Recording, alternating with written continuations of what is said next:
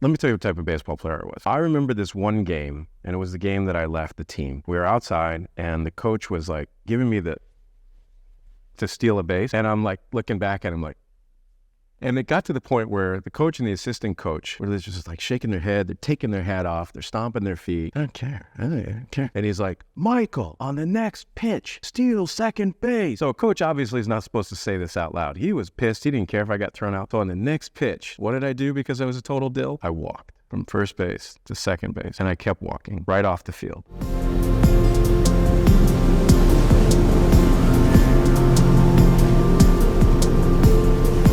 I have made a commitment to tell some stories, even if they're not pretty, and I don't get sprayed with rose water after I tell the story.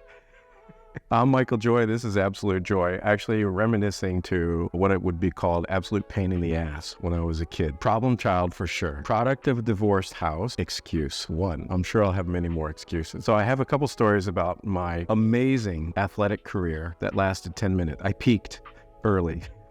I was a baseball champion and a marble champion. What? Yeah, that didn't stick. I'll tell you the story. It's funny, and I'll need a box of tissues at the same time and probably a prescription afterward. So I grew up in Arizona, which is the desert, of course. When I talk about sports, it's not this lush green thing. It's 115 out. Well, that's a little exaggeration. It's now 115. But then it was more like 102, 105. And we played sports outside like it didn't matter. There wasn't always grass. It was kind of a dusty game. In the house, my older brother, Chris, always wanted to be a baseball pitcher. We collected baseball cards together. That's how my brother and I bonded. Trouble was, when my brother was little, he was hyperactive, and they didn't know what to do with it back then, so they put him on Ritalin, and it stunted his growth. So my brother was smaller than me. I, on the other hand, couldn't read. I was held back in third grade, and I did it twice. What that meant is I was a big kid. When it came time for sports, I always had the advantage, and I was late in school, meaning I started my birthday put me. So I was about as big as you can get legally at that age. So what happened was, I remember this one team that I was on called the Padres. The rest is blocked out because usually I remember names and I can't even remember the name of my coach. So clearly there's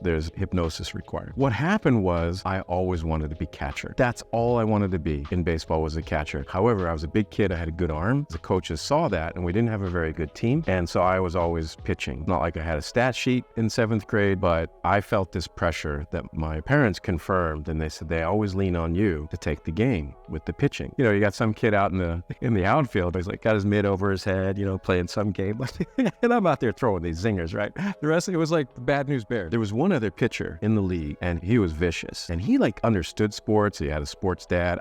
My dad didn't go to the game, and he would wing these sidearm things, but I could overhand just crush it. So I was a good pitcher. Summary is, didn't like the pressure. You saw where that was going. The coaches pressuring me. They were like telling me what to do. Like, this kid's going to be a baseball star, all this bullshit. It got to the point where I did not want to play baseball anymore. And I asked my mom, I said, can you just buy me some catcher's equipment? I want to tell the coach that I just want to be the catcher. And I did, and they just ignored me. And usually when you go to a batting cage, do you know what a batting cage is? It's a facility where a machine throws the baseball at you, and you just...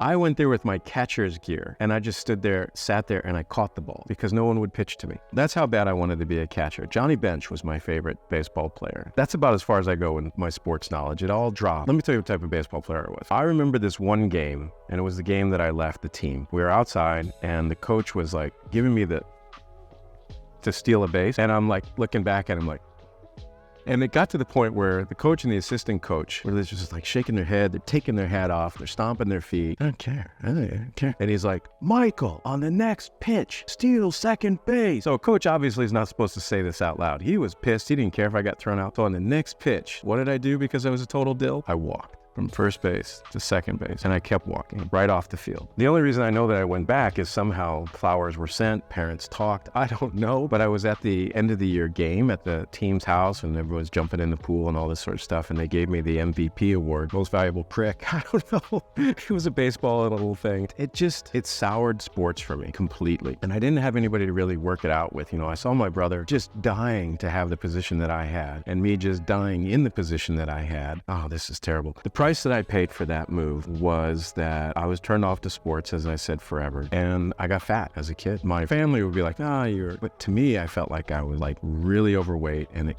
totally inhibited my social growth and all this other stuff. And so that put me in another spiral for a whole nother series of introvert observations. This is probably why I remember names, is because I had nothing else going on. Yeah, sports peaked.